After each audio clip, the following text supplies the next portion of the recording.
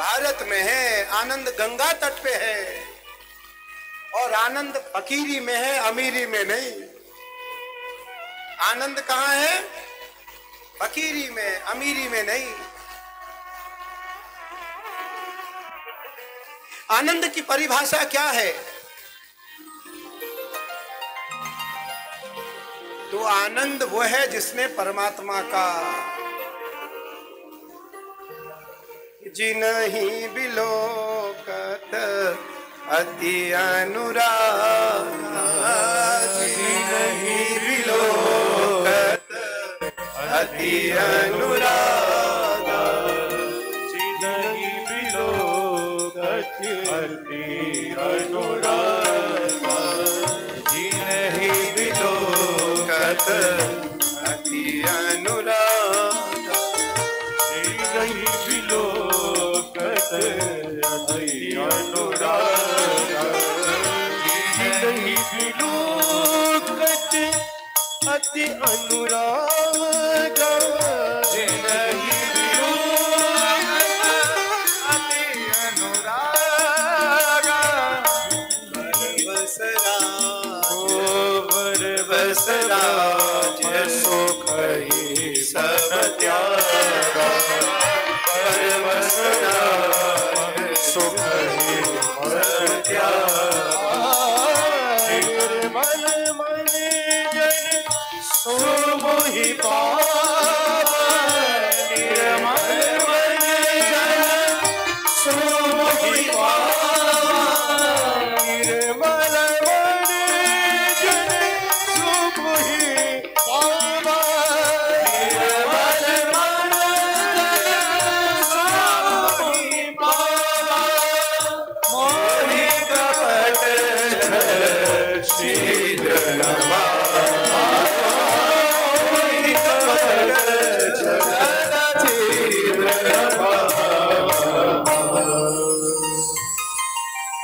निर्मल मन जन सो मोहि पावा, मोहि बिलोकत अति अनुरागा। जिसने एक बार भगवान को देख लिया वो फिर संसार में किसी और को देखना नहीं चाहता। जो एक बार कथा में आ गया वो कभी जीवन में पिक्चर हॉल नहीं जाना चाहता। जिसने एक बार कथा अमृत का रसास्वादन कर लिया वो उस अमृत की चाह नहीं रखता। जिसने इस कथा का आनंद ले लिया उसे दुनिया में और किसी आनंद की आवश्यकता नहीं रहती। इसलिए जो शाश्वत लोग हैं, जो मौलिक लोग हैं, जो सैद्धांतिक लोग हैं, जो पारंपरिक लोग हैं, जो पारस्परिक लोग हैं, जो वैचारिक लोग हैं, जो बौद्धिक लोग हैं, जो नैष्ठिक लोग हैं, जो धार्मिक लोग हैं, उनका एकमात्र आश्रय भागवत जी, भगवान का चरित्र और मंदिर रहता है।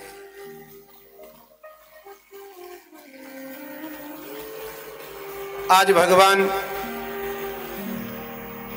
उत्तरा के गर्भ में रक्षा करने इसलिए गए कि धर्म की रक्षा करने वाला व्यक्ति का जन्म, व्यक्ति का प्रादुर्भाव हो रहा है।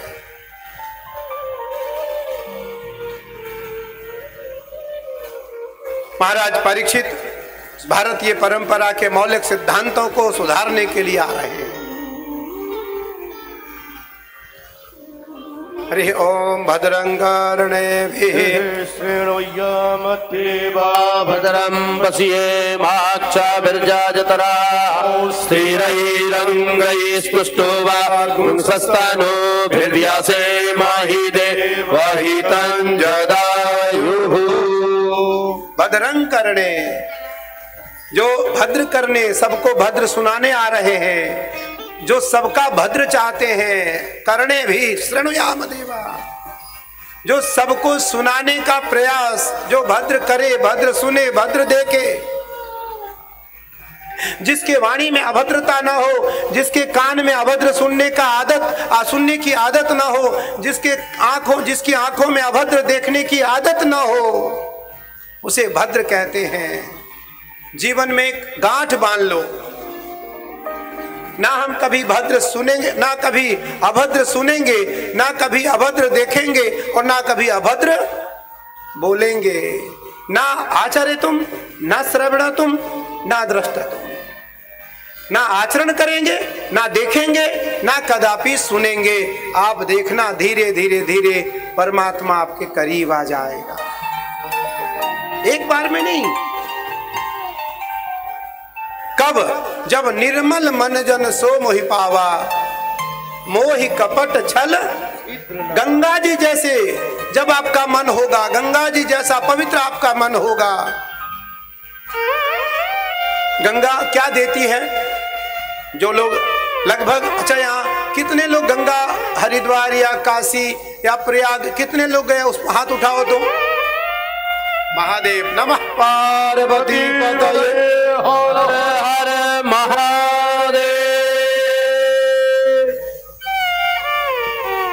कोई ऐसा नहीं जो नहीं गया हो। तो मैं भाग्यशाली हूं, मैं तो सब भक्तों को कथा सुना रहा हूं। गंगा दर्शनात् मुक्ति, गंगा दर्शन करने मात्र से गंगा मुक्ति प्रदान करती है। गंगा स्पर्शयोर मुक्ति ही, गंगा स्पर्श करने मात्र से गंगा मुक्ति देती है। गंगा आचमनयोर मुक्ति ही, गंगा जल का आचमन करने मात्र से गंगा मुक्ति देती है। और गंगा स्नानार्थ मुक्ति, गंगा में स्नान करने मात्र से गंगा मुक्ति प्रदान करती है। अब गंगा देती क्या है? तो सबसे पहले ज्ञान, भक्ति और वैराग्य। गंगा तीन चीजों को देती है, ज्ञान, भक्ति और वैराग्य। भागवत जी क्या देते हैं? ज्ञान, भक्ति और वैराग्य। अब ये बताओ, ये गंगा से कम है? नहीं, वो गंगा गंगोत्री से निकल करके गंगा सागर गई। ये गंगा उत्तराखंड से निकल करके पूरी दुनिया में गई। उत्तराखंड से गंगा तट से निकल करके पूरी दुनिया में गई। महाराज परीक्षित का जन्म हुआ। परीक्षित के जन्म संस्कार के लिए सभी ब्राह्मणों को बुलाया गया। सभी ज्योतिषियों ने आकर के कहा,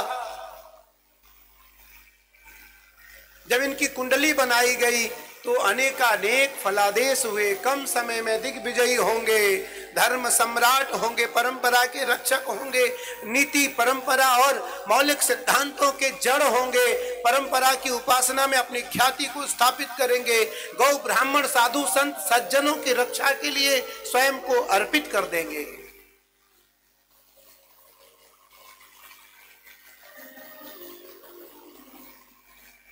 परीक्षतेन परीक्षितः, परीक्षितः, परीक्षितः क्या अर्थ हुआ? जो दूसरों की इच्छा को पूर्ण करे उसे परीक्षित कहते हैं। जो दूसरों की इच्छा को पूर्ण करे, अपनी कोई उनकी इच्छा नहीं है, दूसरों की। दूसरे कौन है? सनातनी। दूसरे कौन है? भक्त। दूसरे कौन है? पारंपरिक लोग। उनकी इच्छा को पूर्ण करने वाला राजा। गोस्वामी तुलसीदास जी महाराज लिखते हैं रामचरितमानस में, तुलसी जी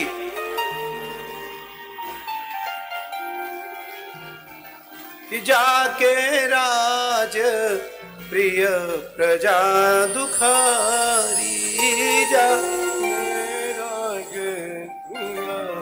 प्रजा दुखा। भैया थोड़ा माइक। जाके राज प्रिय प्रजा दुखारी, सो नृप अवश्य नरक कर अधिकारी।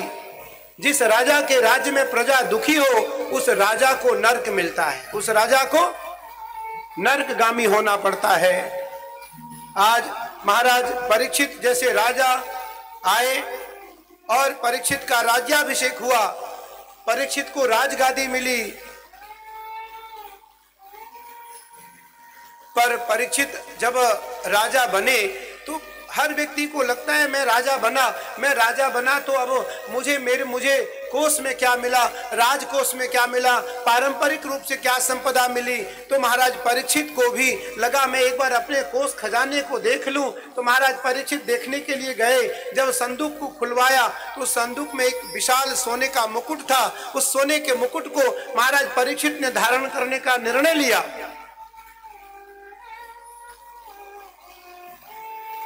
महाराज परीक्षित उस मुकुट को धारण करते उससे पहले एक अपशकुन हुआ।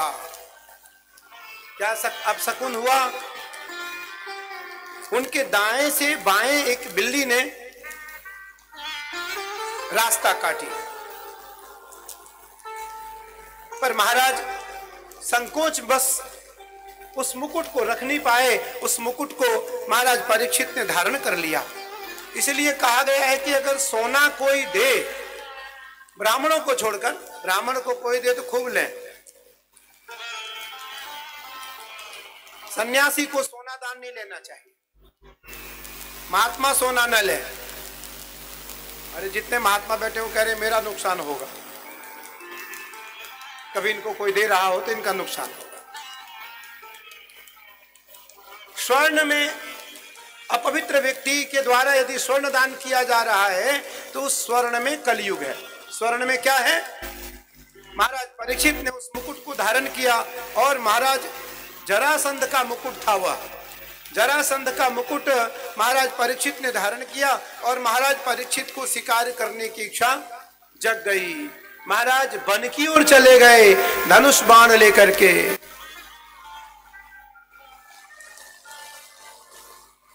महाराज आहट करते करते जंगल में इतने थक चुके थे। महाराज को अत्यंत प्यास और भूख लगी। महाराज एक जगह पर बैठ गए और एक आश्रम था। आश्रम के बगल में एक सन्यासी साधनारत था। देखो, जब कोई साधना कर रहा हो, भोजन कर रहा हो और विश्राम कर रहा हो तो सामान्य से सामान्य आदमी को भी न छेड़ा जाए, उसे न परेशान किया जाए, उसे ना तंग किया जाए, ना उसको बुलाया जाए।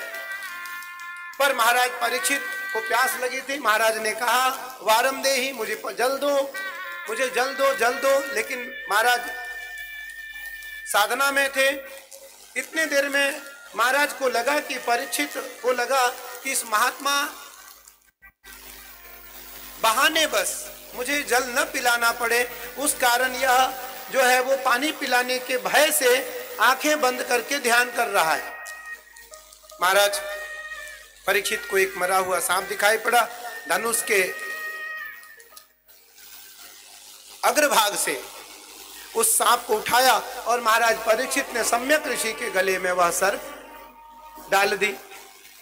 ऋषि का पुत्र ऋषि होता है। सनातन परंपरा का जो शाश्वत जन है, उनके जो पुत्र हैं वो शाश्वत होंगे। हो सकता है कभी कभी ऐसा भी हो जाता है कि राजा का पुत्र राजा नहीं बन पाता है, विद्वान का पुत्र विद्वान नहीं बन पाता है, श्रेष्ठ संत का अच्छा कोई शिष्य श्रेष्ठ संत नहीं बन पाता है। ऐसी बहुत सारी घटनाएं, बहुत सारे दृष्टांत हैं।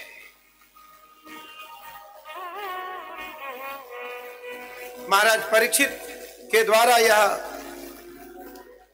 दुष्कर्म होने के कारण महाराज परीक्षित को दंड मिलना तय था।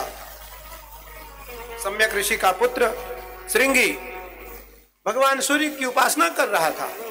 उनको किसी ने जाकर के कहा महाराज महाराज महाराज आपके पिता के गले में मृतक सर्प को किसी राजा ने डाल दिया है। श्रृंगी बिना विचारे हाथ में जल लेकर के और श्राप देता है कि जिस किसी राजा के द्वारा ऐसा कुकृत्य किया गया, उस राजा को आज के 7वें दिन तक्षक के द्वारा उसकी मृत्यु हो। आपको पता था महाराज दिग्विजयी थे। महाराज परीक्षित, दिग्विजयी का अर्थ एक दिन का दृष्टांत है वाल्मीकि रामायण का, क्योंकि समय तो मैं किसी दृष्टांत को यहाँ अन्यत्र नहीं ला छोड़ी। राम ने कभी अपनी निष्ठा का त्याग नहीं किया, राम ने कभी सत्य सनातन धर्म का त्याग नहीं किया, राम कभी आतताई नहीं बने, राम कभी किसी और को मारने के लिए, उसके राज्य को लेने के लिए राम कभी अग्रसर नहीं हुए, इसलिए वो मर्यादा पुरुषोत्तम राम हुए। जिनका भाव लेने का होता है वो कभी स्थापित नहीं हो पाता, जिनका भाव लेने का होता है वो कभी पूजित नहीं हो पाता, जिसका भाव लेने का होता वो कभी स्थापित नहीं हो पाता, जिसका भाव केवल लेने का होता है वो कभी स्तंभ नहीं बन पाता, जिसका भाव केवल लेने का होता है उसकी ख्याति नहीं होती, जिसका भाव केवल लेने का होता है वो विश्व विजयी नहीं हो सकता, जिसका भाव केवल अर्जन करने का होता है वो कभी पूज्य नहीं हो सकता, वो कभी पूज्य नहीं हो सकता।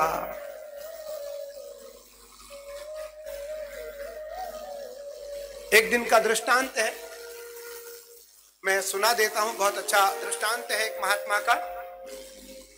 छत्रपति शिवाजी के गुरु स्वामी समर्थ रामदास, स्वामी समर्थ रामदास जी 1400 हनुमान मंदिर की स्थापना महाराष्ट्र में करते हैं। कितने मंदिर? 1400। अच्छा, 1400 ही क्यों किया? राम को 14 वर्ष का वनवास ही क्यों मिला? मन 14 ही क्यों है, 15 क्यों नहीं है? 5। महाराज आप उतरोगे नहीं, आपका कोई बैग लगेज और आपका कोई लंदन में आदमी नहीं है, किसके यहां जाएंगे आप, किसके यहां रुकेंगे, कौन है? महाराज उठे और उस विदेशी के कंधे पे महाराज ने हाथ रखा।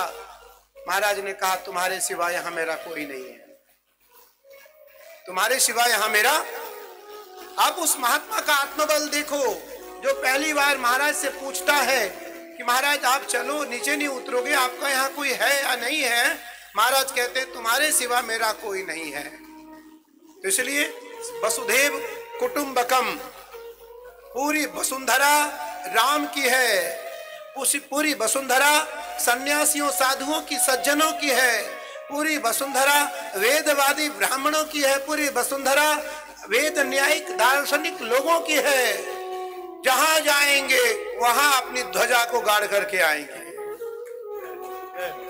जहां जाएंगे वहां स्थापित करके आएंगे अपने परंपरा को, उसकी परंपरा को लेके नहीं आएंगे।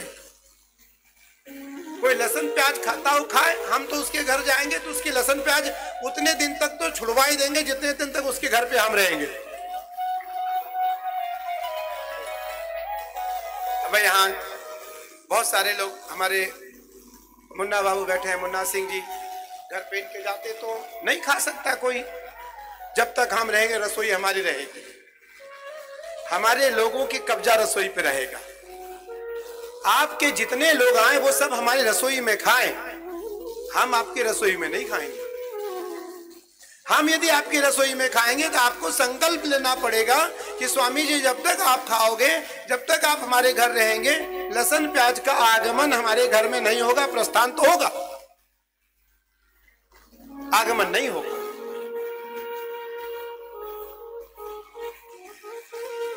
तो धर्म समूढ़ चेता,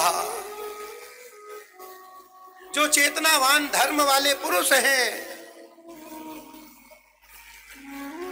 मेरी आवाज तो सही जा रही है? पूछना इसलिए जरूरी है क्योंकि आयोजकों को मना करके रखना पड़ेगा।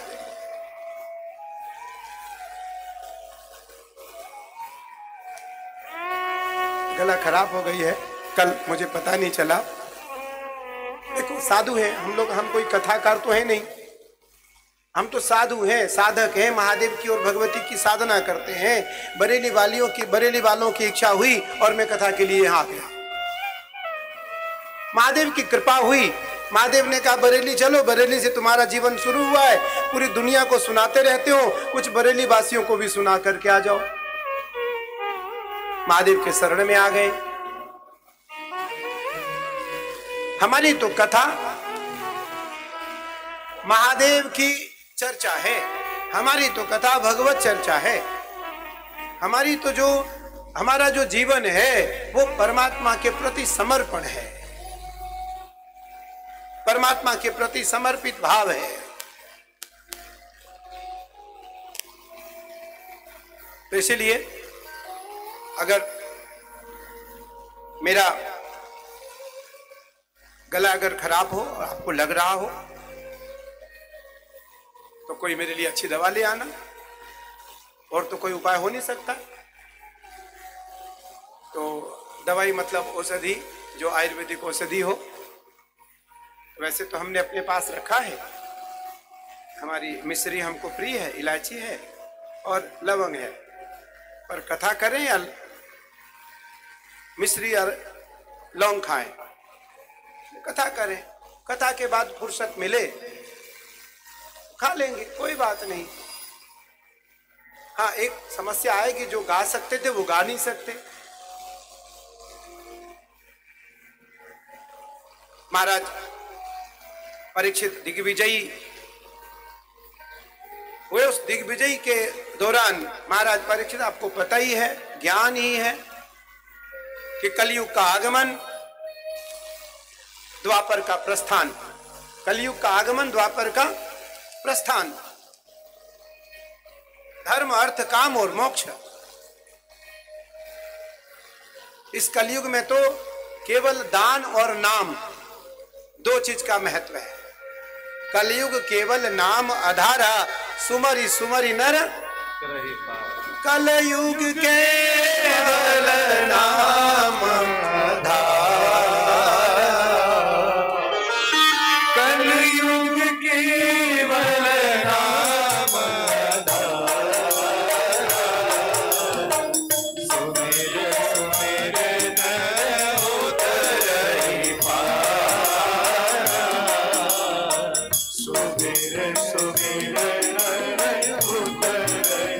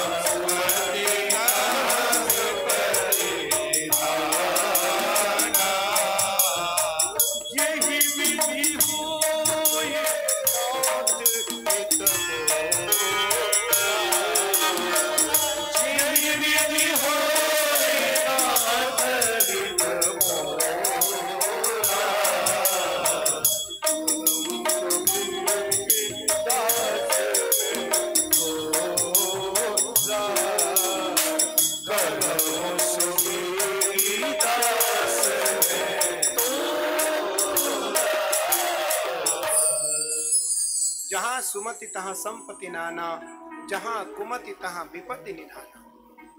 इसलिए कभी भी अपनी सुमति को, अपनी सद्बुद्धि को न खो, कुबुद्धि को न लाओ। विषम से विषम परिस्थिति में समान भाव रखने का अभ्यास और प्रयास करो। विषम परिस्थिति में सुख और दुख तो परमात्मा का आभूषण है, ये आता जाता रहता है। हानि लाभ जीवन मरण, जस अपजस विधिहार। हानि और लाभ ईश्वर के हाथ में है। इसलिए इस पर गीता में भगवान कृष्ण कहते हैं, पंडिता समदर्शिना, जो श्रेष्ठ पुरुष है उनके आंखों में समान भाव होता है। इसलिए समान भाव रखो। जितना अधिक प्रयास हो सके आहार को शुद्ध करो। जैसा खाओगे अन्न वैसा होगा आपका मन, जैसे पियोगे आप पानी वैसी निकलेगी वाणी। प्रयास ये रहे कि हम शुद्ध खाएं। शुद्ध क्या है?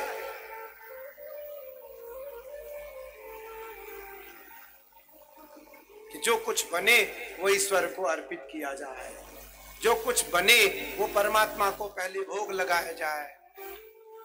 भगवान को भोग लगाने के बाद वो प्रसाद हो जाएगा, उनका जूठन होगा, वो उच्छिष्ट होगा। आप यदि वो खाएंगे, हम यदि वो खाएंगे तो निस्संदेह हमारा कल्याण होगा, हमारा कल्याण होने वाला नहीं है। महाराज परीक्षित दिग्विजयी हुए। महाराज परीक्षित ने कलयुग के ऊपर भी विजय प्राप्त किया, लेकिन कलयुग को महाराज 5 वस्तु प्रदान करना पड़ा। जुआ, वैश्यालय, झूठ, मदिरा और मिथ्या। कलयुग ने कहा महाराज ये तो सब के सब अपवित्र वस्तु हैं, मुझे तो एक ऐसी चीज दे दो जिसको हम धारण कर सकें, हम स्वीकार कर सकें, मेरे योग्य हो। महाराज ने कहा मैं अभी इंद्र को पत्र लिख देता हूं, आप जाओ वहां, तुम्हारे लिए आसन मिल जाएगा। बोले नहीं महाराज वहां तो बहुत तकलीफ है। कोई भी आदमी स्वर्ग नहीं जाना चाहता है। अगर हमसे आपसे कोई पूछे, कोई भक्त से, तो भक्त कहेगा नहीं मुझे स्वर्ग में नहीं, मुझे मृत लोक में रहना है, क्योंकि वहां गंगा नहीं है, वहां गाय नहीं है, वहां सत्संग नहीं है, वहां माता पिता नहीं है, वहां गुरु नहीं है, वहां मठ मंदिर नहीं है, वहां देवताओं का आपसी बहुत द्वंद्व है, वहां तो देवताओं का आपसी बहुत युद्ध है। तो महाराज परीक्षित से कलयुग ने कहा महाराज मुझे स्वर्ण दे दो। महाराज ने कहा तथास्तु एवमस्तु मया श्रुत। महाराज का उसी समय उस मुकुट पर कलयुग का निवास हो गया और महाराज के द्वारा एक धर्म रक्षक राजा के द्वारा अधर्म हो गया। महाराज को तत्क्षण श्राप मिला। महाराज गंगा तट पे गए, सभी साधु संतों से मिलते हुए महाराज गंगा तट पे गए और महाराज गंगा तट पर जाकर के अनशन में बैठ गए, मेरी मुक्ति कराओ। अब मुक्ति कौन करे? मुक्ति कोई सामान्य आदमी तो कर नहीं सकता। तो उस जगह पर यम प्रव्रजंतम अनुपेतम अपेत कृत्यम द्वैपायनो विरह कातरया जुहाव पुत्रेति ते तन्मयतया तरवोभिनेदुस् तम सर्वभूत हृदय मुनिमानतोस्मि।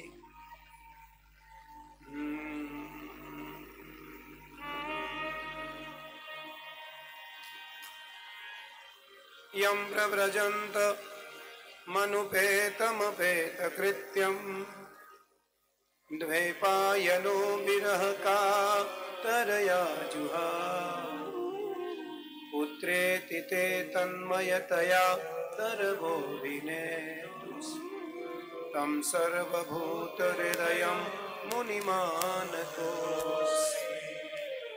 ऐसे अप्रव्रजंतक साधु सुखदेव जी महाराज का आगमन हुआ था धरा पर केवल ऐसे महापुरुषों के उद्धार के लिए।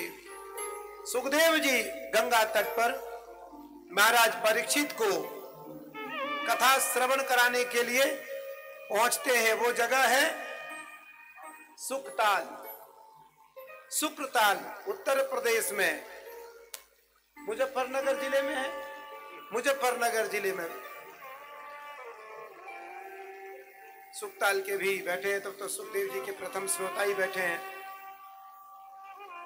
आज भी वह बट वृक्ष है, बट वृक्ष है दंडी आश्रम में, दंडी आश्रम है, सुखदेव आश्रम, सुखदेव आश्रम। महाराज हमारे बहुत प्रिय हैं स्वामी जी। वो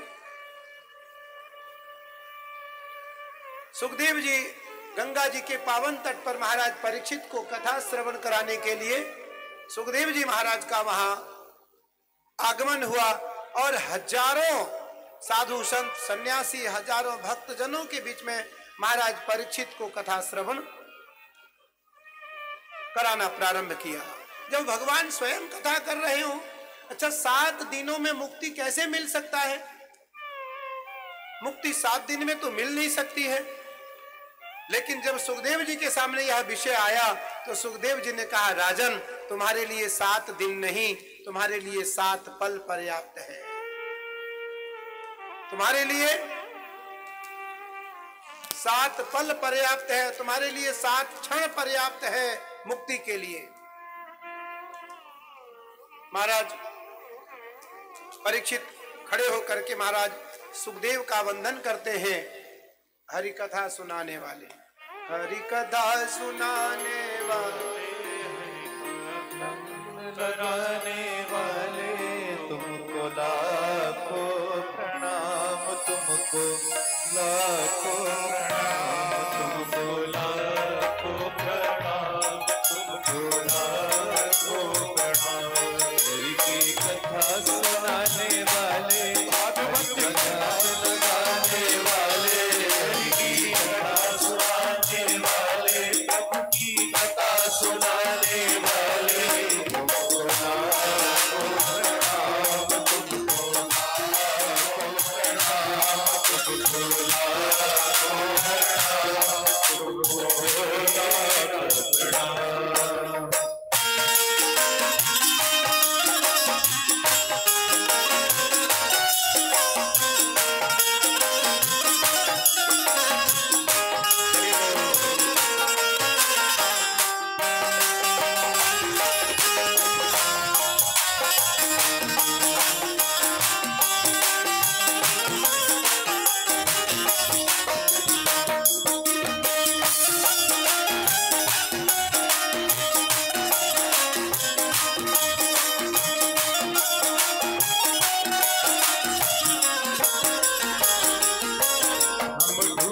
रहे थे वन में, सुख खो बैठे थे तन में। हम ढूंढ रहे थे वन में, सुख खो बैठे थे तन में। हम ढूंढ रहे थे तन में, सुख खो बैठे थे तन में। हम ढूंढ रहे थे वन में, सुख खो बैठे थे तन में। ओ राज बताने वाले, ओ राज बताने वाले, हरि का दर्श कराने वाले, हरि का दर्श कराने वाले, तुमको लाखों प्रणाम, तुमको लाखों प्रणाम, तुमको लाखों प्रणाम, तुमको लाखों प्रणाम। हरि की कथा सुनाने वाले, हरि की कथा सुनाने वाले, अमृत पान कराने वाले, अमृत पान कराने वाले, तुमको लाखों प्रणाम, तुमको लाखों प्रणाम, तुमको लाखों प्रणाम, तुमको लाखों प्रणाम। हम लेकर विष का प्याला जा रहे थे यम की गाला, हम लेकर विष का प्याला जा रहे थे यम की गाला। हम लेकर विष का प्याला जा रहे थे यम की गाला, हम लेकर विष का प्याला जा रहे थे यम की गाला। ओ सुधा पिलाने वाले, ओ सुधा पिलाने वाले, अमृत दान कराने वाले, अमृत दान कराने वाले, तुमको लाखों प्रणाम, तुमको लाखों प्रणाम, तुमको लाखों प्रणाम, तुमको लाखों प्रणाम। कथा सुनाने वाले, कथा सुनाने वाले, रघु की कथा सुनाने वाले, रघु की कथा सुनाने वाले, तुमको लाखों प्रणाम, तुमको लाखों प्रणाम, तुमको लाखों प्रणाम, तुमको लाखों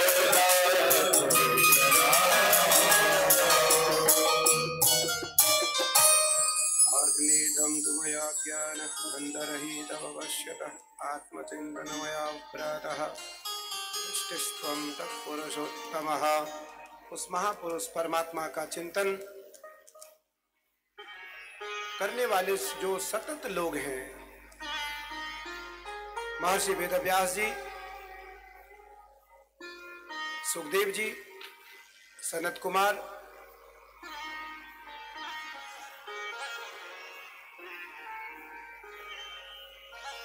और देवर्षि नारद। देखो संतों, हमने कल कहा था संतों का एक काम है भगवत चर्चा को घर घर तक पहुंचाना, भगवत चर्चा को गांव गांव तक पहुंचाना और व्यक्ति के दिलों तक उस चर्चा को स्थापित करना। सुखदेव जी महाराज परीक्षित को भगवान के विराट रूप का दर्शन करा रहे हैं, वर्णन कर रहे हैं अर्थात दर्शन करा रहे हैं। भगवान आपको पता है वामन से विराट हुए, या वो भागवत का प्रसंग हो या वो श्रीमद् भगवत गीता जी का प्रसंग हो। श्रीमद् भगवत गीता में भगवान कृष्ण लिखते हैं 11वें अध्याय में 12वां, 13वां, 14वां, 15वां, 16वां श्लोक, उसमें जो वेद पाठी ब्राह्मण हैं, जो यागिक सन्यासी हैं, यज्ञ करने वाले जो वैष्णव साधु हैं, जो धर्म चर्चा सुनाने वाले विद्वान पुरुष हैं, मौलिक सिद्धांत को मानने वाले जो भक्तजन हैं और भगवान को अपनाने वाले जो दास हैं, उन सब के लिए गीता में कहा भगवान ने कि न वेद यज्ञार्थ न वेद यज्ञार्थ अनिर्णदानेर। मुझे कल व्यास जी ने कहा कि लोग भागवत, कुछ लोग नोट कर रहे हैं, कुछ लोग लिख रहे हैं। तो श्रीमद् भगवत गीता में भगवान के विराट रूप का पहला दर्शन, श्रीमद् भागवत में विराट रूप का दूसरा दर्शन। पहला दर्शन भगवान श्री कृष्ण अर्जुन को कराने जा रहे हैं। अर्जुन का सवाल है इस विराट रूप को किस किसने देखा है, कौन कौन देख सकता है, या आगे कौन कौन देखेगा। तो भगवान कहते हैं एक वाक्य में, माते व्यथा माचक विबूढ़ भावो, केवल मेरी कृपा मात्र से कोई देख सकता है, इसमें किसी की कोई यथार्थ शक्ति नहीं होगी, कोई अपने सामर्थ्य से मुझे मेरा इस रूप का दर्शन नहीं कर सकता है। गीता का 11वां अध्याय 12वां, 13वां, 14वां, 15वां, 16वां श्लोक। न वेद यज्ञार्थ निर्णदानेर्न च क्रियाभिर्न तपो विरुग्रे एवं रूपम शक्यम अहम लोकम द्रष्टुम तदन्ये कुरु प्रवीर।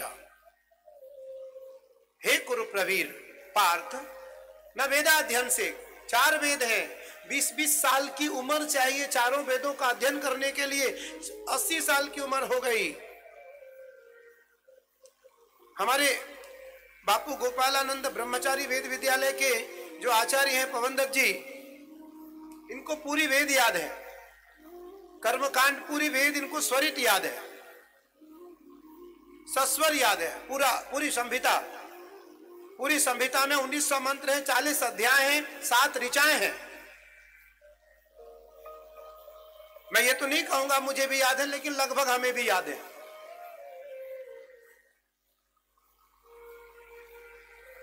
तो 1900 मंत्र हैं, 40 अध्याय हैं, 7 ऋचाएं हैं।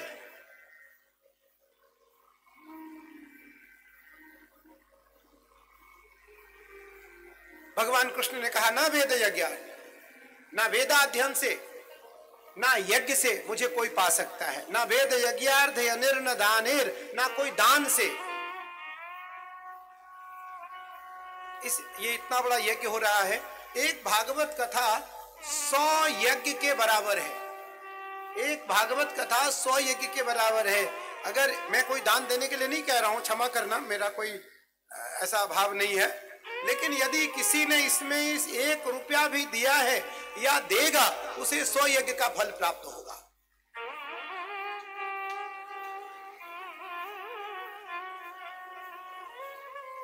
भगवान कहते हैं न वेद यज्ञार्थ निर्णदाने, न वेदाध्ययन से, न यज्ञ से, न दान से, न तप से, न वेद यज्ञार्थ निर्णदानेर, न च क्रिया, कोई क्रिया कर लो, न च क्रिया फिर न तपो भी रुग्रे, कितना भी तप कर लो, न चक्रियाभिर्न तपोभिरुग्रे एवं रूपम सक्यम अहम द्रलोकम द्रष्टुम तदन्य कुरु प्रवीर। हे कुरु प्रवीर, ना वेदाध्ययन से, ना उग्र तप से, ना यजन से, ना चिंतन से, ना मनन से, ना अभ्यास से, ना निधिध्यासन से, ना धारणा से, ना ध्यान से, ना समाधि से कोई भी मुझे नहीं पा सकता है इस रूप में।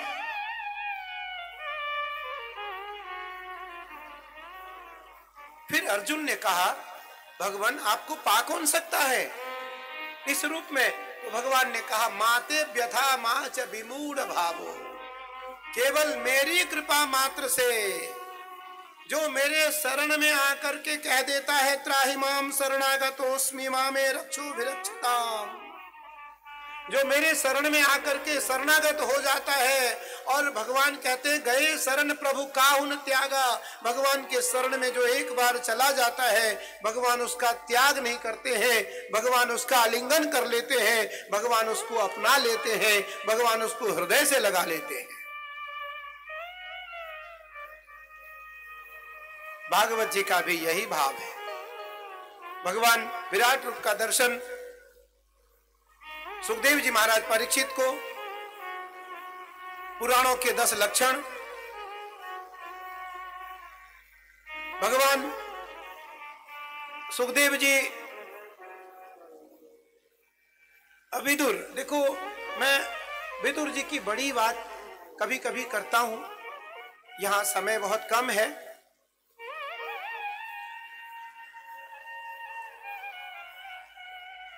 विदुर के लिए भगवान बहुत कातर भाव रखते हैं और भगवान विदुर के लिए समर्पित रहते हैं। महाभारत का इतिहास काल आपको पता ही है। भगवान विदुरानी के घर पर केले के छिलके खाकर आए, बहुत सुंदर उपाख्यान भी है, वर्णन भी है। भगवान सुखदेव जी महाराज परीक्षित को विदुर की संवाद, मैत्रेय विदुर संवाद, क्योंकि भगवान कृष्ण का जब स्वधाम गमन होता उस समय विदुर और उद्धव दो का संवाद धर्म का समूढ़ चैतन्य को स्थापित करने में महत्वपूर्ण भूमिका स्थापित करते हैं। 9 सर्गों का वर्णन। सर्ग क्या है? स्वर्ग अपवर्ग। गोस्वामी तुलसीदास जी लिखते हैं, तात स्वर्ग अपवर्ग सुख धरिय तुला एक अंग, तूलन ताही सकल मिली जो सुख लब सतसंग। गोस्वामी जी लिखते हैं, बिनु सतसंग विवेक न होई, बिनु सतसंग विवेक होई, राम कृपा बिनु सुरन सोई, राम कृपा बिनु सुरन सोई, सोई जाने लुधि जीव जनाती, सोई जाने लुधि जीव जगाई, जानन तुम्हारी होई जाई, जानन तुम्हारी होई जाई, भाग्यो गए बहुजन्म समय जितेला, सत्संग चलभते पुरुषो यदा अज्ञान हेतु कृतमो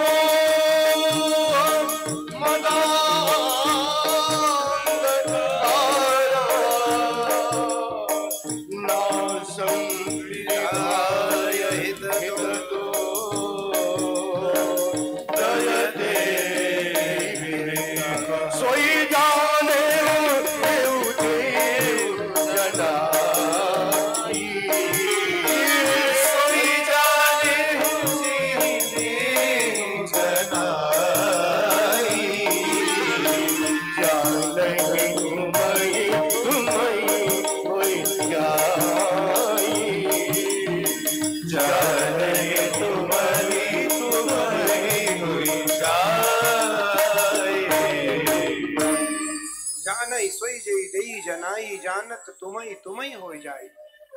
भगवान को जो एक बार जान लेता है वो भगवान के समान हो जाता है। गीता में भी भगवान कहते हैं ये यथा माम प्रपद्यन्ते तांस तथैव भजाम्यहम्। भगवान देखो कितने दयालु हैं। भगवान कहते हैं जो मेरा भजन करता है, भजन करते करते वो इतना भजनानंदी हो जाता है कि मैं उसका भजन करने लगता हूं, मैं उसका जप करने लगता हूं। वो इतने दयालु हैं। लेकिन वो तब होगा जब हम चंदन और पानी के समान, जब चंदन में गंगा जल या जल मिला करके चंदन को घिसा जाता है तो वो चंदन ठाकुर को लगाने के योग्य होता है। और तब हमारे ब्राह्मण देवता या वैदिक ब्राह्मण यह पाठ करते हैं कस्तूरी तिलकम ललाट पटले वक्षस्थले कौस्तुभम, तब इसका पाठ करते हैं वो। तू जानई सोई जई देई जनाई जानत तुम्हें हो जाई। भगवान कहते हैं हम में और फिर उसमें कोई अंतर नहीं रहता है। ये था माम प्रपद्यन्ते तास तथैव भजाम्यहम्। जो मुझको भजता है मैं उसको भजने लगता हूं। सुखदेव जी काल का निरूपण करते हैं। काल क्या है? काल व्याल मुखग्रास त्रास निर्णास हेतवे। श्रीमद् भागवत रूपी जो अमृत है, सुखदेव जी जब कथा प्रारंभ करते हैं तो स्वर्ग से स्वर्गामृत लेकर के देवता आते। सुधा कुंभम गृहीत्वैव, सुधा कुंभम गृहीत्वैव यज्ञ मंडपम आगमन। सुधा कुंभ को लेकर के क सुधा का कथा काचः कमणिर्महान ब्रह्म रातो विचार्यैव तदा देवांजहासः। देवता स्वर्ग से अमृत लेकर के भेजते हैं सुखदेव जी के पास कि उनको स्वर्ग का अमृत दे दो और कथामृत ले लो। सुखदेव जी ने कहा भैया क्या है ये? बोले ये स्वर्ग का अमृत है। बोले इसका क्या करना है? बोले आप इस स्वर्ग का अमृत लेकर के परीक्षित को पिला दो, परीक्षित अमर हो जाएगा और ये कथामृत हम लोगों को दे दो, हम लोगों के लिए सुना दो। सुखदेव जी ने कहा कितने चतुर हो तुम लोग देवता। कथा मणिर्महान काचः क मणिर्महान ब्रह्मरातो विचार्य एवं तदा देवान जहासः। अरे कांच की मणि और नागमणि की तुलना कैसे हो सकती है? वैसे ही यह कथामृत और स्वर्ग के मृत की, स्वर्ग का जो अमृत है इसकी आपस में कोई तुलना नहीं होती हो सकती है। मुझे स्वर्ग का अमृत नहीं चाहिए, मुझे तो कथामृत मेरे पास रहने दो। स्वर्ग का अमृत लेकर के आप स्वर्ग चले जाओ। भाग्यशाली कौन है? कथा सुनने वाले, कथामृत का रसास्वादन करने वाले, ना कि स्वर्ग का अमृत पान करने वाले। स्वर्ग के अमृत के लिए आदि जगत गुरु शंकराचार्य भगवान लिखते हैं कि पुनरपि जन्मम पुनरपि मरणम पुनरपि जननी जठरे शयनम भज गोविंदम गोविंदम भज मूढ़मते। बार बार मेरा आवागमन होता है, मैं बार बार आता हूं, मरता हूं, जन्म लेता हूं, मृत्यु होती है मेरी।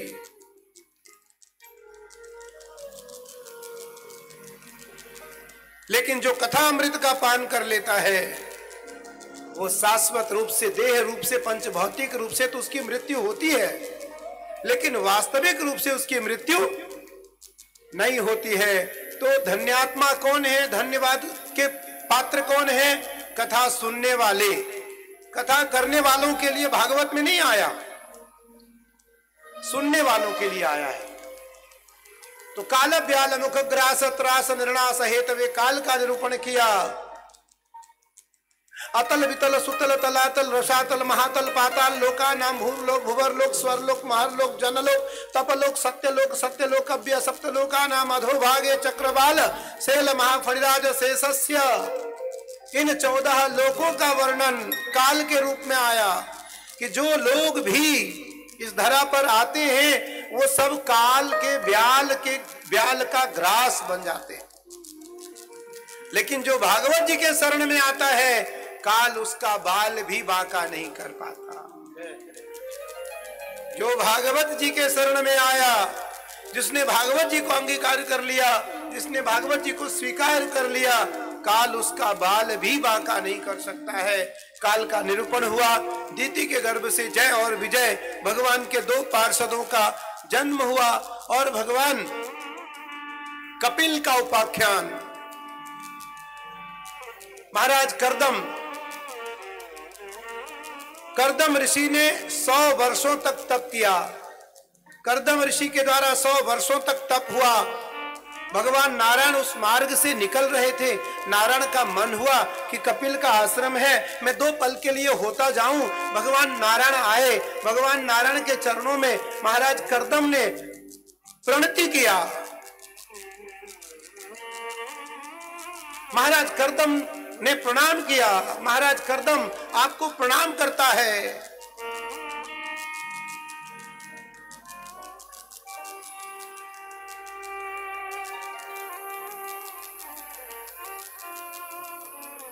मेरी दृष्टि डॉक्टर साहब के ऊपर, गंगवार साहब के ऊपर गई तो मुझे लगा कि ये अभी भी फोन में लगे हैं क्या। कथा पंडाल में तो फोन छोड़ना पड़ेगा।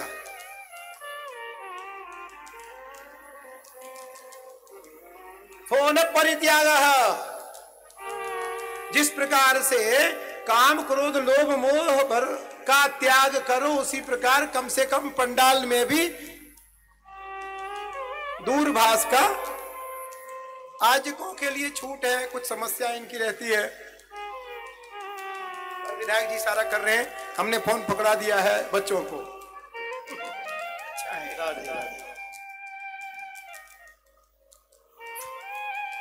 अच्छा है। मोबाइल आपके लिए लाभदायक है तो हानिकारक भी है। लाभदायक है तो अच्छा, हानिकारक नहीं है।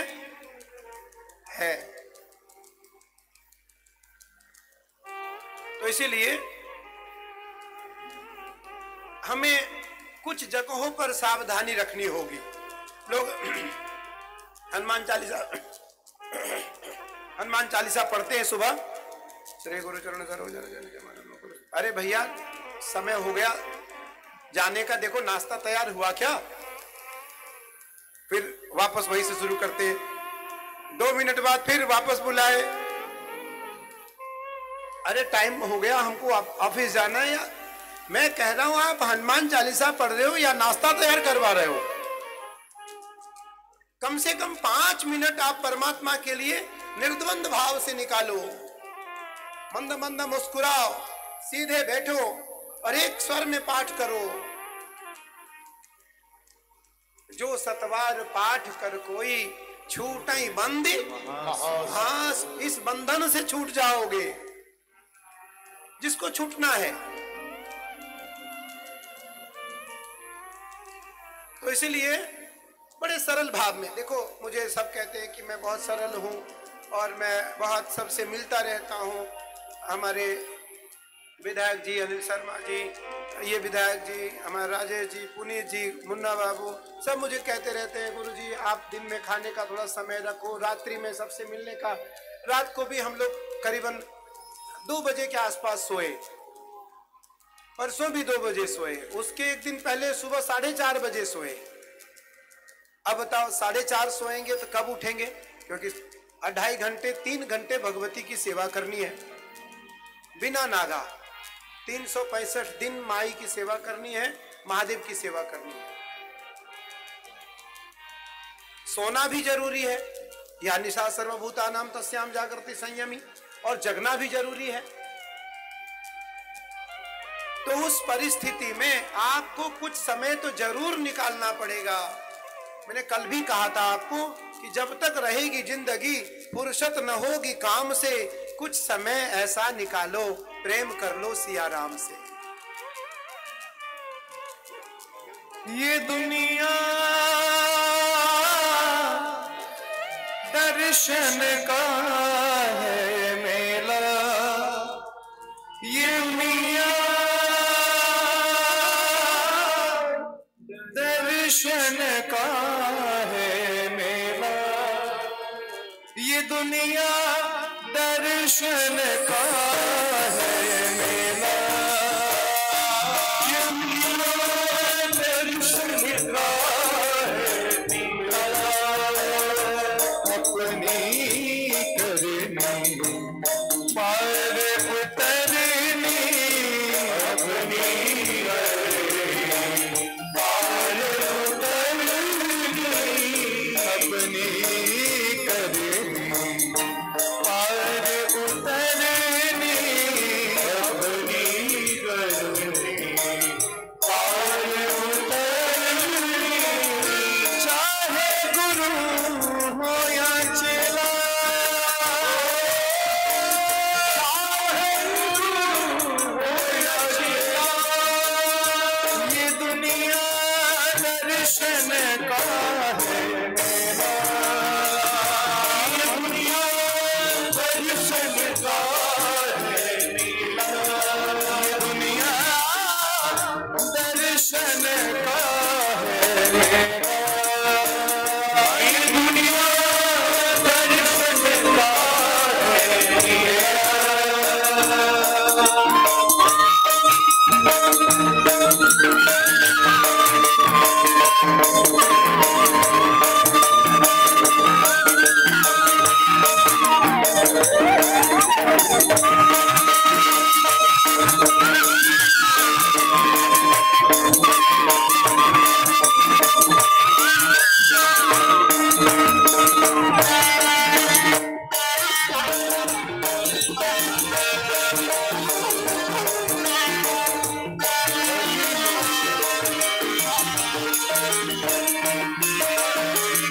कंकर चुनी चुनी महल बनायो, लोग कहे घर मेरा मेरा। कंकर चुनी चुनी महल बनायो, लोग कहे घर मेरा मेरा। कंकर चुनी चुनी महल बनायो, लोग कहे घर मेरा मेरा। कंकर चुनी चुनी महल बनायो, लोग कहे घर मेरा। ना घर मेरा ना घर तेरा, ना घर मेरा ना घर तेरा, ना घर मेरा ना घर तेरा, ना घर मेरा ना घर तेरा।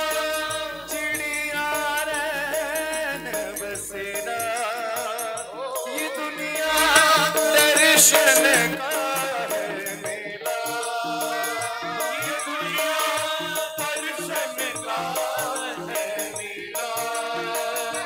अपनी अपनी पार उतरनी, अपनी पार उतरनी, अपनी अपनी पार उतरनी, अपनी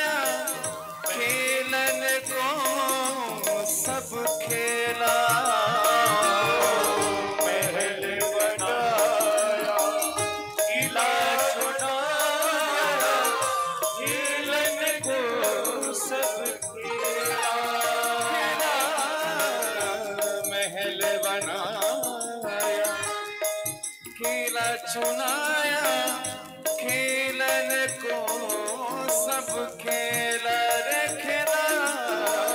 महल बनाया, किला चुनाया, खेलन को सब खेला। चलने की जब बेला आई, चलने की जब बेला आई, चलने की जब बेला आई, चलने की जब बेला आई, सब तजी चला अकेला। ये दुनिया दर्शन का है मेला, ये दुनिया दर्शन का है मेला। अपनी अपनी पार उतर गए, अपनी अपनी पार उतर गए, अपनी करनी पार उतर गए, अपनी करनी पार उतर गए। चाहे गुरु हो या चेला, ये दुनिया दर्शन का है मेला, ये दुनिया दर्शन का है मेला, ये दुनिया दर्शन का है मेला, ये दुनिया दर्शन का है मेला।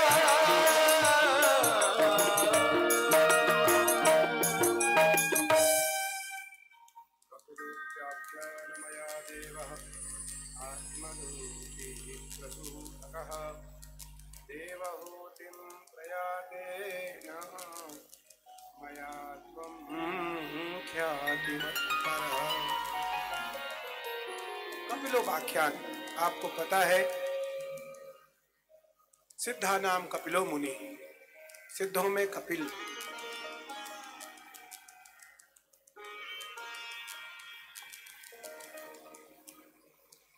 नारायण आए और नारायण ने श्रुति मार्ग मया श्रुतः,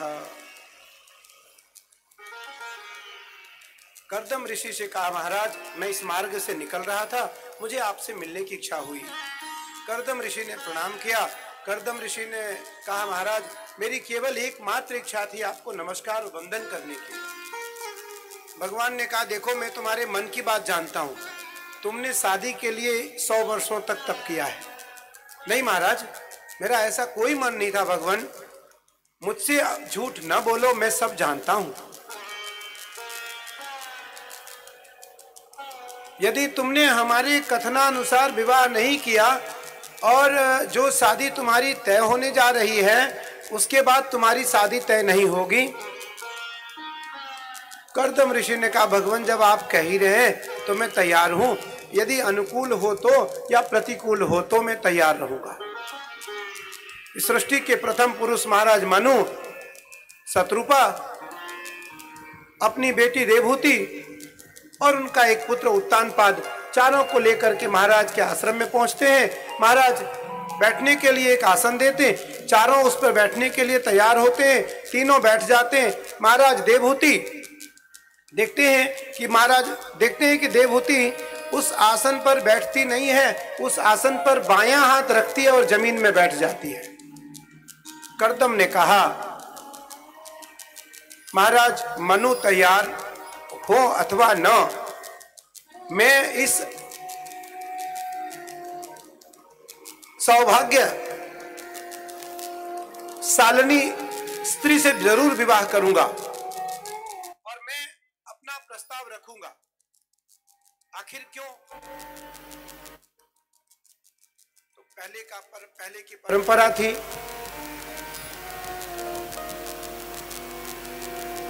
पहले ऐसा भाव रहता था, पति पत्नी निरंतर मित्रवत व्यवहार भी करते थे, स्वामी और स्वामिनी का भी व्यवहार रहता था, लेकिन परहेज जरूर रहता था कि पत्नी की कोई जूठन, पात्र, उनके वस्त्र पति नहीं उठाएगा। आज भी होगा, ऐसा नहीं है, आज भी नहीं है, है। विधायक जी कह रहे हैं नहीं है, मतलब विधायक जी कह रहे हैं, हर्ष जी कुछ कह रहे हैं क्या? ऐसा नहीं है, आज भी जरूर होगा और रहना चाहिए। मेरा भाव है कि गुरु और शिष्य की परंपरा कभी समाप्त नहीं होनी चाहिए, पति और पत्नी की परंपरा कभी समाप्त नहीं होनी चाहिए, पिता और पुत्र का व्यवहार कभी समाप्त नहीं होनी चाहिए, मित्र और मित्र का व्यवहार कभी समाप्त नहीं होना चाहिए, आचार्य और यजमान की परंपरा कभी समाप्त नहीं होनी चाहिए। जिस दिन यह परंपरा गौण हो जाएगा, उस दिन मौलिक सिद्धांत समाप्त हो जाएंगे।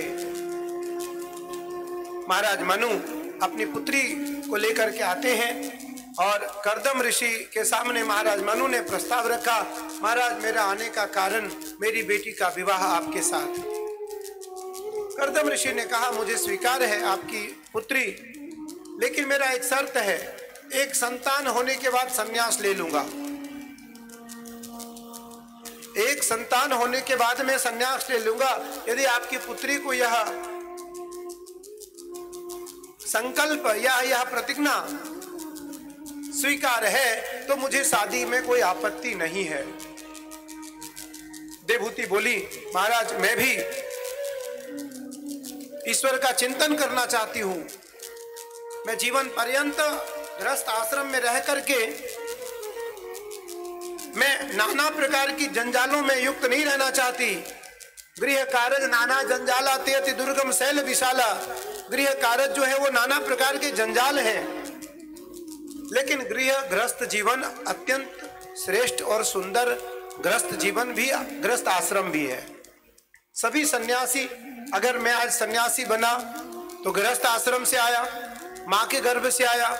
महाराज कपिल का जन्म होने जा रहा है तो माँ के गर्भ से आएंगे। कर्दम ऋषि का विवाह हुआ। कर्दम ऋषि 100 वर्षों तक और तप करते हैं श्रेष्ठ संतान की प्राप्ति के लिए, लेकिन किसी संतान की प्राप्ति नहीं हुई। 9 कन्याएं हुई। 9 कन्याएं के बाद वापस फिर 100 वर्षों तक तप करते हैं दोनों पति पत्नी। 300 वर्षों के बाद किनका जन्म हुआ? भगवान कपिल। भगवान कपिल का जब जन्म हुआ तो भगवान कृष्ण को कहना पड़ा, सिद्धा नाम कपिलो मुनि ही, मैं सिद्धों में कपिल हूं। कर्दम ऋषि ने संन्यास ले लिया। देवहूति कर्दम ऋषि के बिना अकेले जीवन व्यतीत नहीं कर सकती थी।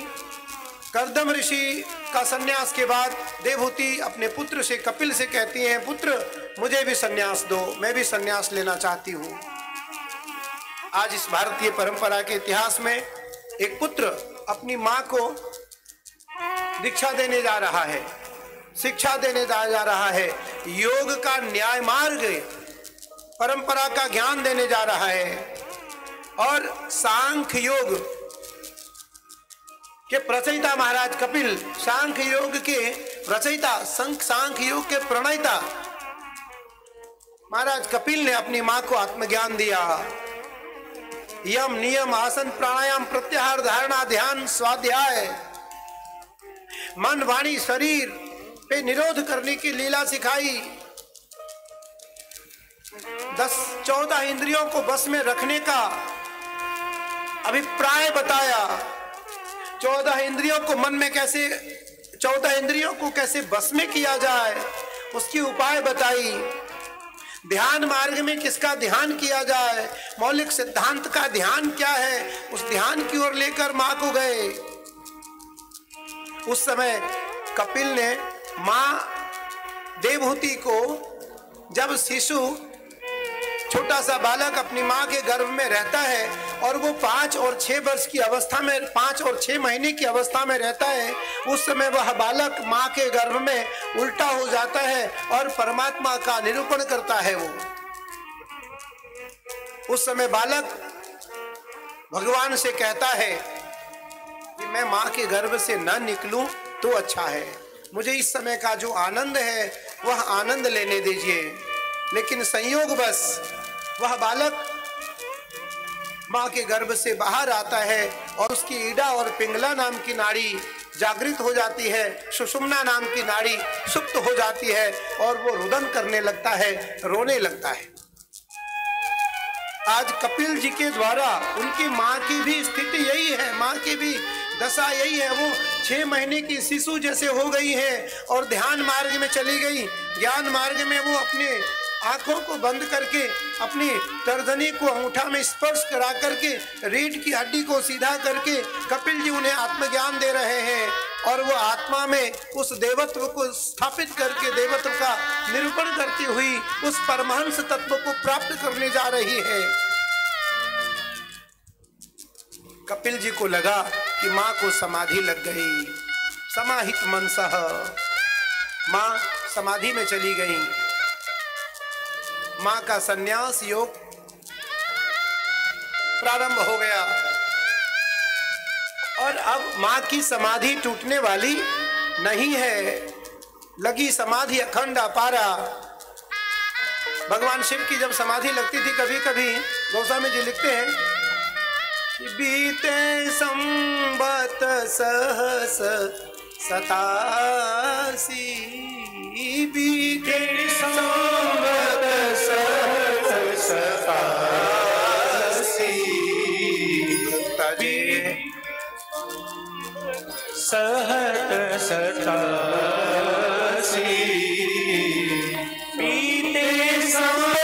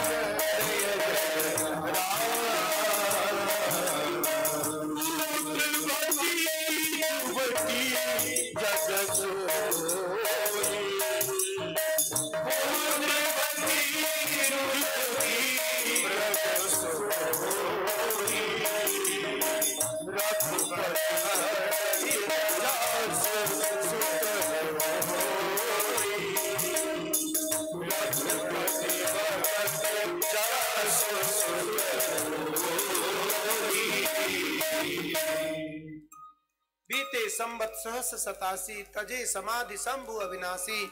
राम नाम जब सुमिरन लागे जाने हो उमा जगतपति जागे। आज भगवान बीते संबत सहस 87 हजार वर्षों तक भगवान शिव समाधि में रहे। तभी वो तपबल शंभु करई संहारा। तप के बल से भगवान शिव संहार कर पाते। तपबल विष्णु विरंची, तपबल भगवान विष्णु पालन कर पाते हैं और तपबल ब्रह्म, तप के बल से ब्रह्मा जी सृष्टि कर पाते हैं। इसलिए तपस्या अनिवार्य है, तप करना अनिवार्य है। आज कपिल जी को लगा, भगवान कपिल को लगा कि मां को समाधि लग गई और मां अब संन्यास मार्ग में, मोक्ष मार्ग में चली गई। कपिल जी धीरे से अपना कमंडल उठाते हैं और भगवान कपिल वन मार्ग की ओर प्रस्थान कर देते हैं।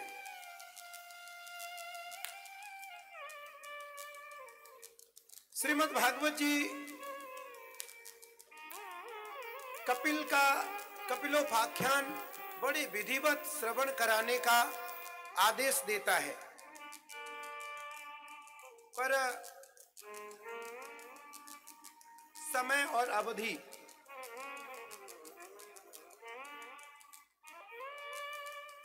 पर भगवान कपिल के लिए भगवान कृष्ण ने कहा, सिद्धा नाम कपिलो मुनि ही, मैं सिद्धों में कपिल हूँ, मैं नदियों में गंगा हूँ, मैं हाथियों में ऐरावत हूँ, मैं घोड़ाओं में उच्चस्सर्वा हूँ, मैं नागों में वासुकी हूँ, मैं वृक्षों में पीपल हूँ, मैं मानवों में राजा हूँ, और मैं मास में मार्गशीर्ष हूँ। मैंने कल कहा था ना, भाद्रपद, मार्गशीर्ष, अघन मास, कार्तिक मास, ये सब कथा के प्रमुख मास हैं, श्रीमद् भागवत कथा के प्रमुख मास हैं।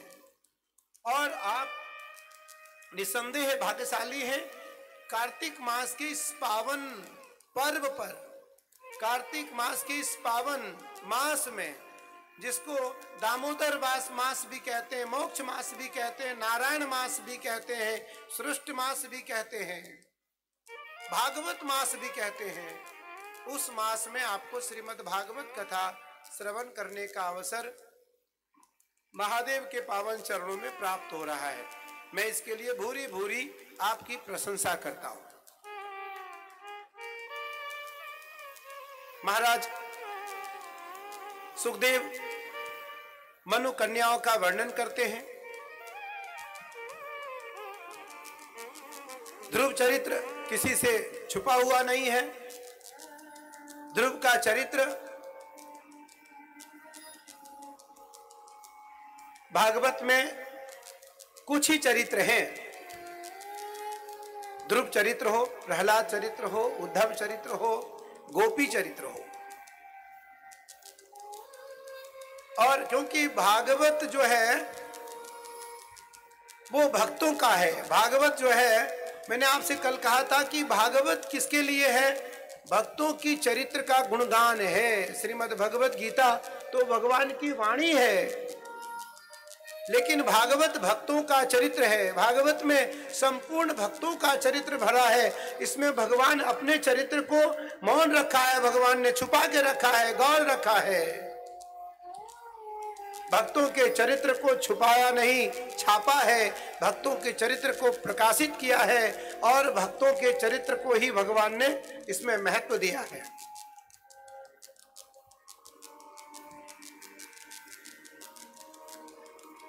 ध्रुव और प्रहलाद भगवान को अत्यंत प्रिय।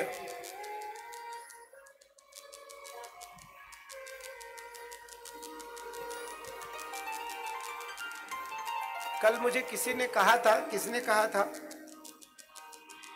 कि गुरुजी मेरी तो इच्छा होती है कथा बहुत देर सुना जाए, पर बहुत सारे लोगों की इच्छा होती है कि कथा जल्दी विराम दिया जाए, पर लाइव 7 बजे तक है। देखो कथा तो समाप्त होने वाली कभी है नहीं। ये तो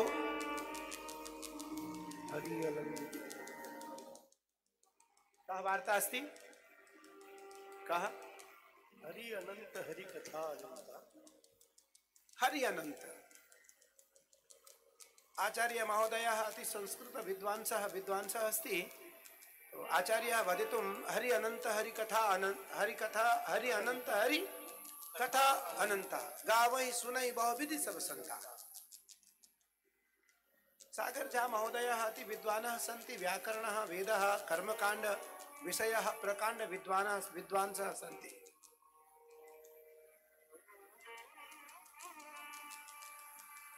हरि अनंत हरि कथा अनंता गावहि सुनहि बहुविधि सब संता। ध्रुव जी का चरित्र परम भक्त चरित्र है। ध्रुव जी के चरित्र से हम सबों को भक्ति मार्ग पर जाने का अवसर मिलता है और भगवान को अत्यंत प्रिय ध्रुव जी हैं। भगवान ध्रुव के लिए आए। ध्रुव ने केवल 5 महीने तक भगवान का तप किया। कितने महीने? पंचमे हनी। पहले महीने में ध्रुव जी ने फल का त्याग किया, फल छोड़ा। दूसरे महीने में ध्रुव जी जल का त्याग, जूस का त्याग करते हैं, पेय पदार्थों का त्याग करते हैं। तीसरे महीने में ध्रुव जी पत्ते का त्याग करते हैं। चौथे महीने में ध्रुव जी वायु का सेवन करने लगते हैं। और पांचवें महीने में ध्रुव जी वायु का सेवन भी, पंचमे हनी, पांचवें महीने में उन्होंने वायु को भी रोक दिया। वायु सेवन करने से भी अपने वाणी को उन्होंने, अपने मुख को बंद कर दिया। भगवान से रहा नहीं गया। भगवान बोले इनको दर्शन देने नहीं जाना है, इसका दर्शन करने जाना है। हमारे जैसे जो मांगने वाले साधु हैं वो सब लिस्ट बनाने लगे, भगवान आने वाले हैं, मांगने की लिस्ट बना लो। सारे भक्तों ने, देवता लोग आपस में तय कर लिए कि सब लिस्ट बनाओ, आज भगवान देने की प्रसन्न मुद्रा में है, देने के मूड में भगवान खूब देने वाले हैं। भगवान जब आए ध्रुव से मिलने, बहुत बड़ी कथा है, क्षमा करें भगवान, समय मैं इसलिए घटिका लेकर के बैठता हूं जिससे कि मुझे कोई और घड़ी न दिखाए, और घड़ी कोई दिखाएगा तो मुझे अच्छा नहीं लगेगा उतना, तो इसलिए मैं खुद अपनी छोटी सी घड़ी लेकर के बैठता हूं जिससे मुझे समय का ज्ञान रहे।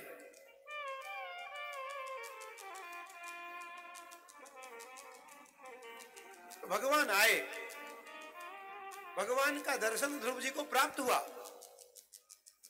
आज भगवान जीवन में पहली बार भगवान के मन में इतनी प्रसन्नता है, भगवान के मुखमंडल पर इतनी प्रसन्नता है कि वो दूर से दिख रहा है।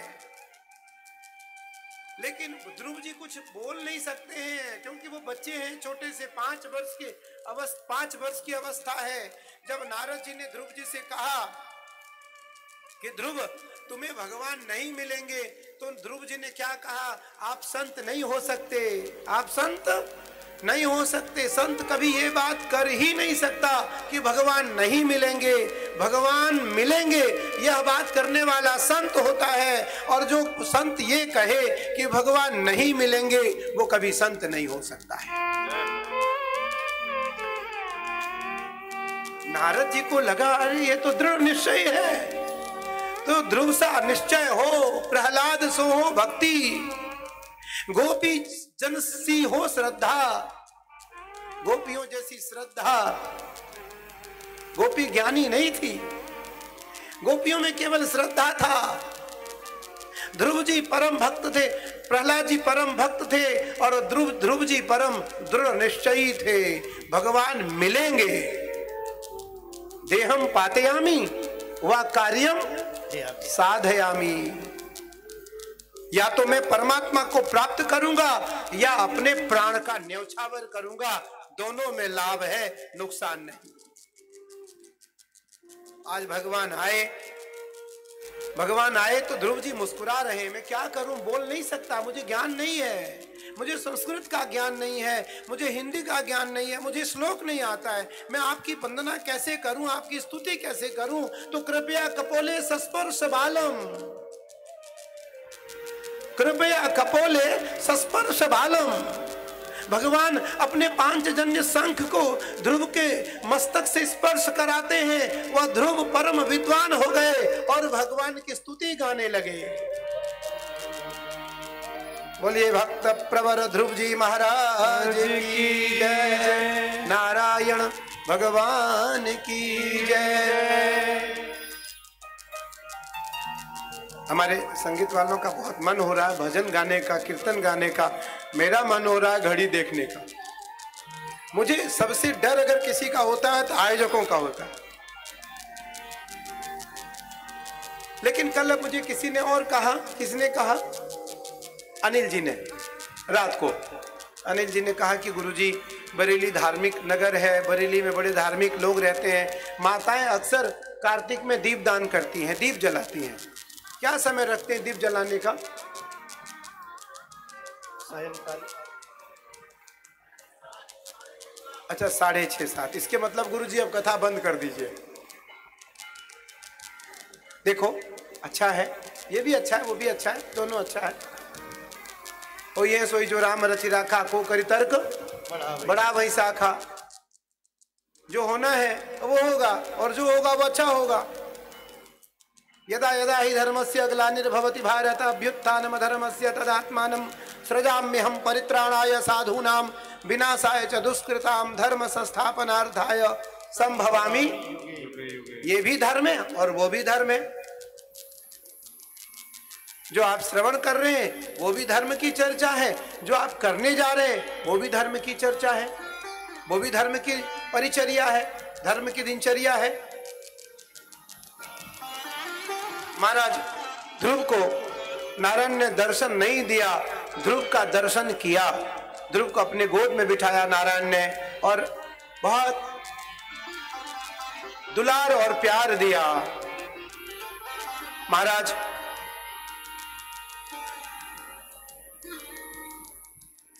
दक्ष और भगवान शिव चरित्र संसार में किसी से छुपा नहीं है।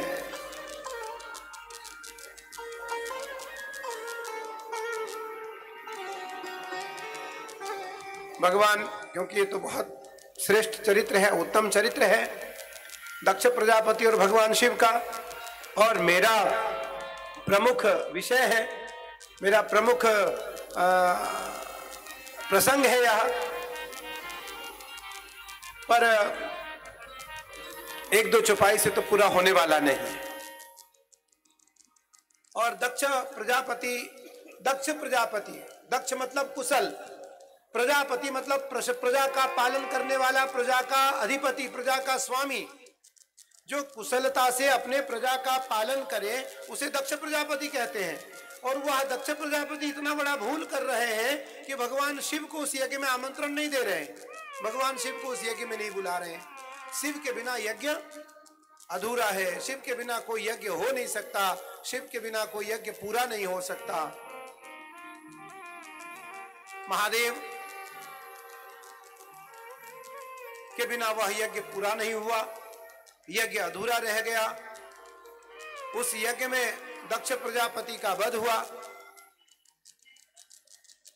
भृगु की दाढ़ी उखाड़ ली गई, यज्ञ विध्वंस कर दिया गया।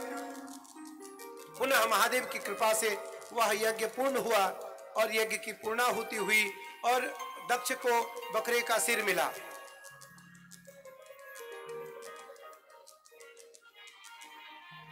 धर्मोपदेशेन मया ज्ञातः, धर्मोपदेश करने वाले जो लोग हैं वो परंपरा को तो जानते ही हैं, परंपरा को समझते ही हैं, बस बात केवल रहती है परंपरा को मानने की, कि परंपरा को वो मानने में कमी आती है। जब वो मानने की बात आती है तब वो मानने से अस्वीकार भी करता है, इनकार भी करता है। तो उस कारण हमें धर्म को मानना है। धर्म को मानने वाला जो प्राणी है वो सतत धर्मरत रहने वाला, धर्मम आचरितः, धर्म का आचरण करने वाला, धर्मो रक्षति रक्षितः, धर्म की रक्षा करने वाला प्राणी धर्म से रक्षित होता है।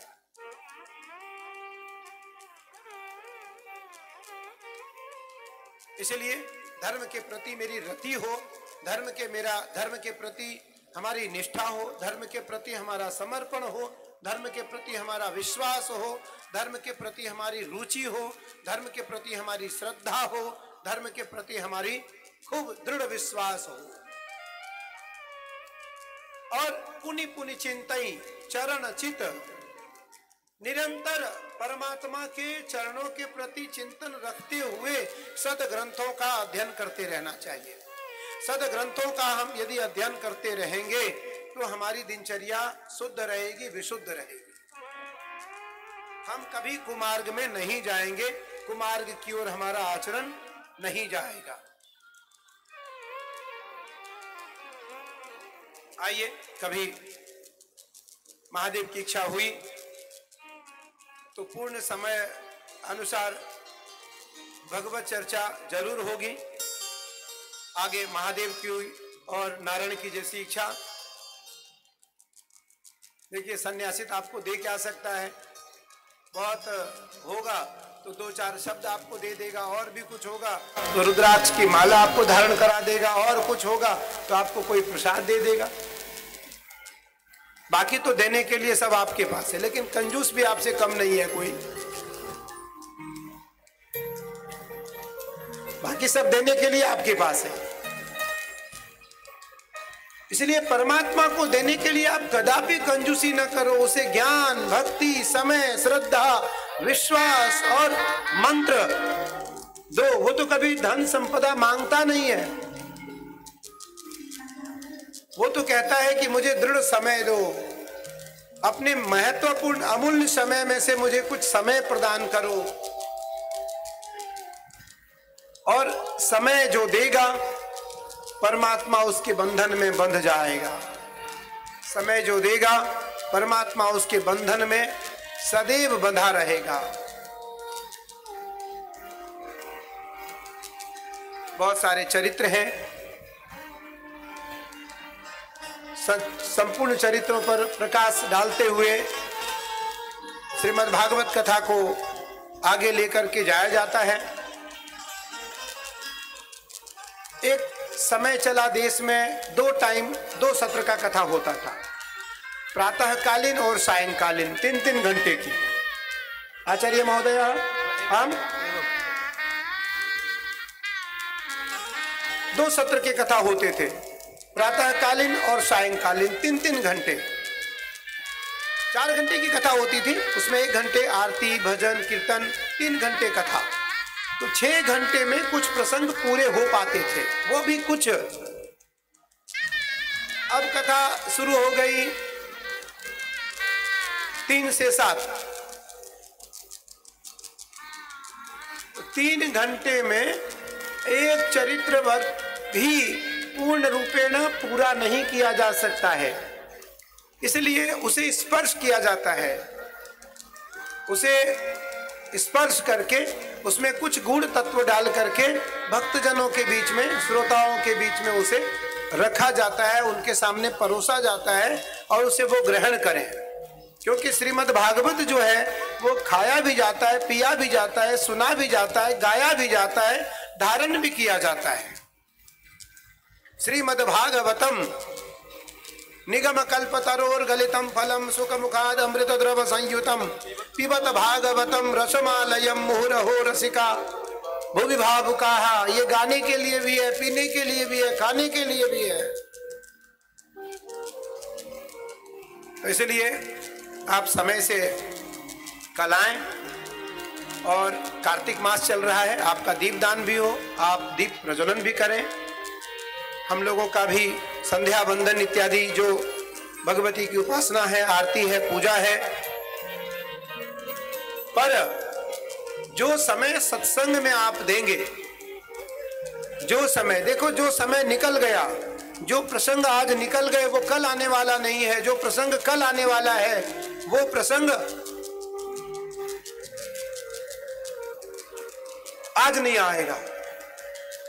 तो इसलिए प्रसंग जो आपसे रह गया, जिस प्रसंग को आपने नहीं सुना, उसके लिए समय वापस मिलने वाला नहीं है। और बहुत सारे कथा बरेली में होते रहते हैं, बहुत सारे विद्वानों की कथा होते रहते हैं।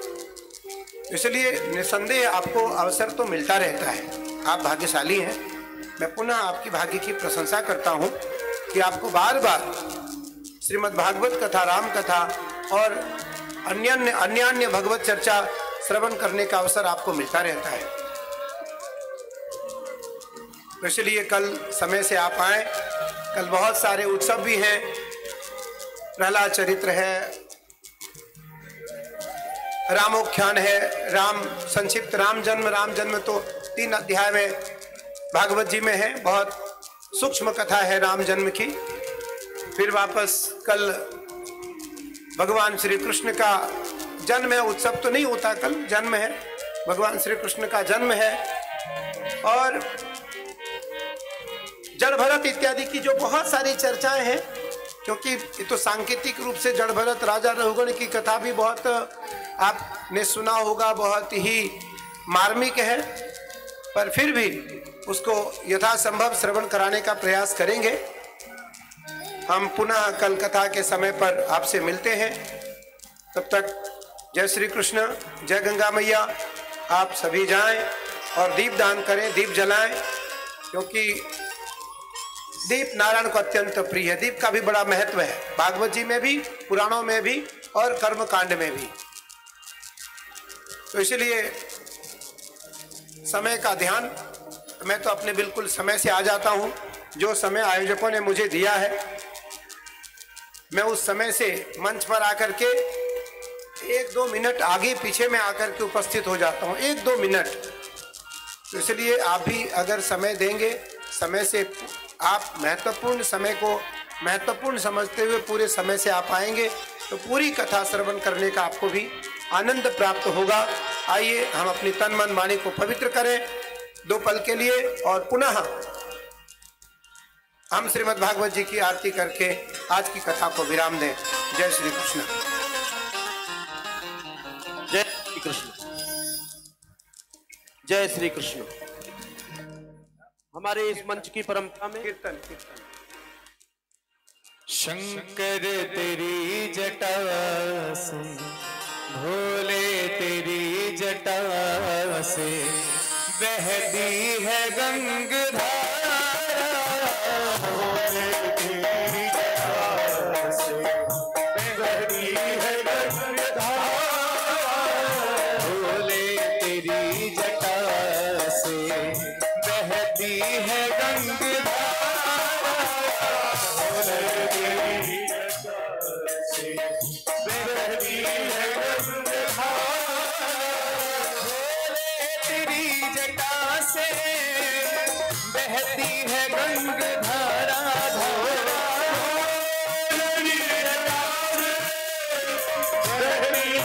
गंगाधारा, शंकर तेरी जटा से बहती है गंगाधारा, तेरी जटा से बहती है गंगाधारा, काली घटा के अंदर, काली घटा के अंदर दामिनी उजाला, घटा के अंदर जीविका मिली उजाला, शंकर तेरी जटा से बहती है गंगाधारा, शंकर तेरी जटा से।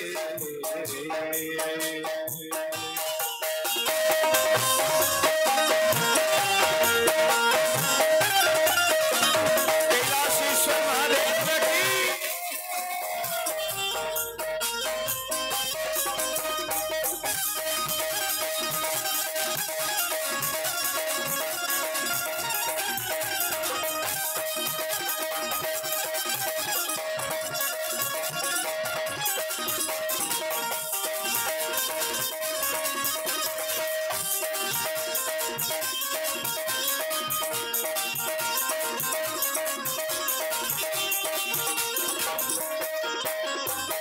गलमुंड वाले राजे, शशि भाग में विराजे, शशि भाग में विराजे, गलमुंड वाले राजे, शशि भाग में विराजे,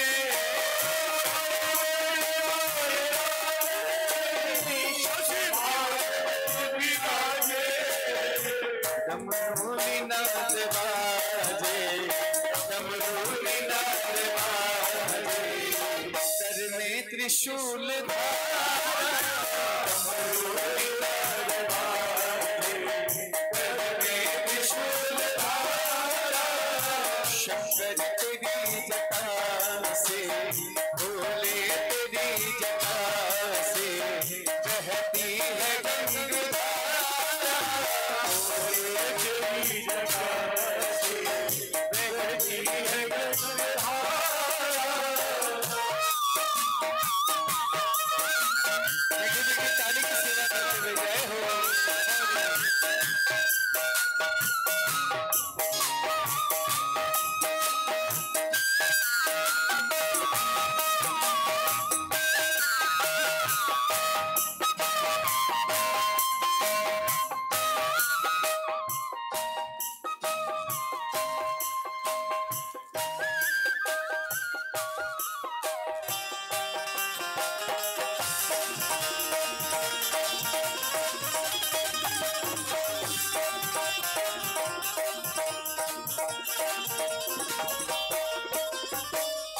तीन तेज राशि कटिबंध नाग फांसी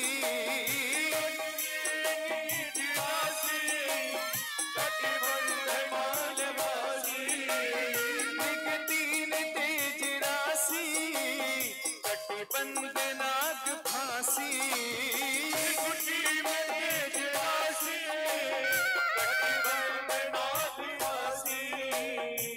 गिरजा है संगदासी गिरजा है संगदासी सब विश्व के आधार गिरजा है संगदासी सब विश्व के आधार शंकर तेरी जटा से बहती है रंग धारा शंकर तेरी जटा से बहती है रंग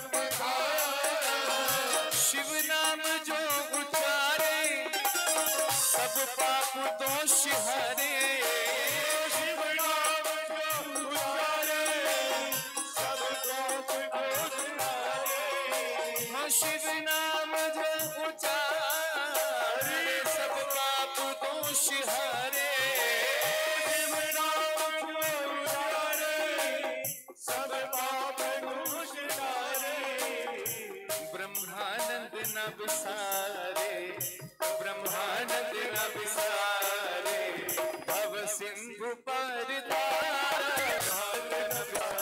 ये लाइट अब घूमी है। गुरुदेव कुछ ऐसे ऐसे शब्द बोलते हैं जिनमें कि मुझे लगता है कि तालियां बुलडोजर की तरह चलनी चाहिए। उत्तर प्रदेश में ऐसे बुलडोजर बाबा नाम हल्ला है और फिर भी आपकी तालियों में गड़गड़ाहट नहीं। अब आया आनंद।